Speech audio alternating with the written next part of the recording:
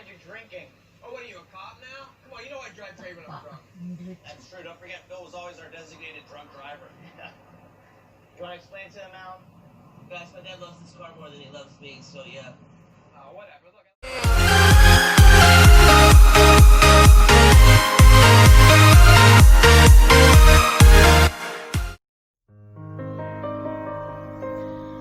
Hello everybody, hello guys, welcome back to my channel, Sarah Sabrina PH.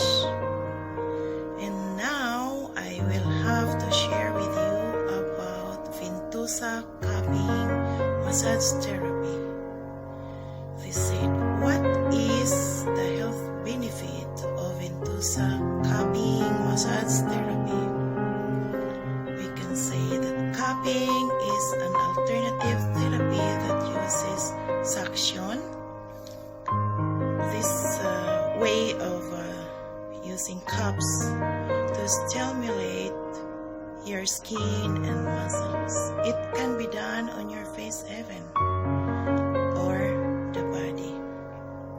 The suction promotes increased the blood circulation, which may help relieve muscle tension, promote cell repair, and aid in the other generation.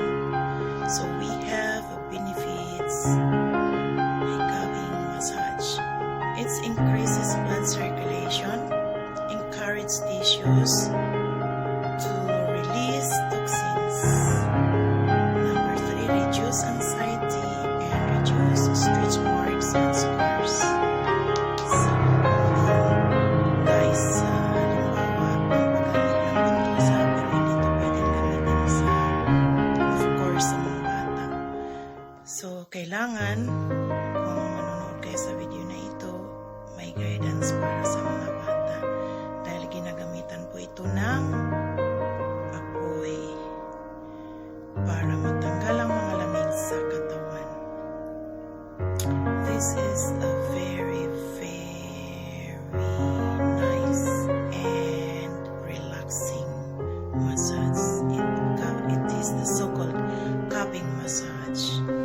Cupping massage therapy, or it says Ventosa. Kumbaga guys, so now I will have to share with you everything about this, and inshallah you enjoy watching, and inshallah you learn about this topic for tonight. For those who are not yet subscribed, thank you, and please subscribe my channel. Don't forget to push the button of the notifications so that push not press. You will be notified for my next video. See you guys! Hello guys, meron po tayong mga sangkap dito para gagamitin natin sa ating Ventosa Therapy. Yun ang tinatawag. Meron tayong mga baso, may coins, tsaka oil of course. Ayan. Kasi para pag hinahagod yung katawan at pag ilalagay ang baso ay hindi nasasaktan ng pasyente. So, kailangan ang baso ay malinis at walang leak. Ayan. Kailangan hinipuin natin ang malinis ang baso at siguraduhin ito'y nakasanitize talaga para ito ay ligtas kumbaga sa mga mikrobyo, or bago natin gagamitin sa ating pasyente, maging komportable ang lahat. So, hindi magkaroon ng insidente na masugatan ang likod ng ating pasyente. So, ayan ang mga sangkap guys, baso, at may coins tayo. Piso ito guys. Kasi, pag ginagawa yung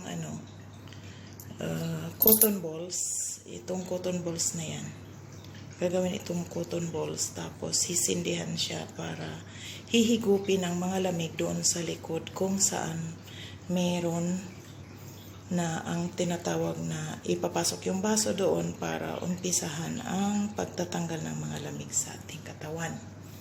At nang sa ganon, sa paghagod-hagod ay madaling matanggal ang mga lamig na mumuo doon sa ating likod.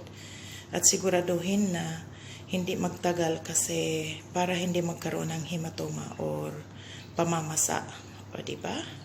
O sana may matutunan kayo sa aking video sa araw na ito. Pwede natin itong gamitin sa bahay or sa salon. Itong ginagamit ko guys. Pero kailangan hindi itatry ng mga bata kasi hindi nila alam syempre. Pang malalaki lang to. Kailangan talagang yung expert lang kumbaga ang gagawa nito. So, ayan, panoorin natin kung paano ang gagawin sa paggawa ng Ventosa. At yun, may kasama ng massage. Sa hindi pa nag-subscribe, please subscribe my channel, Sara Sabrina PH. At sa mga nag-subscribe, salamat guys sa inyong suporta. So, umpisahan na natin ang ating Ventosa Therapy Massage. Hello guys, nandito po tayo sa paggawa ng Ventosa. So, meron po tayong baso. At kumbaga, yan yung mga basong gagamitin natin. Tapos of course, may lighter siya. Kasi para sindihan yung cotton, gagawin yung cotton balls ng para magkaroon ng pagsisindi doon sa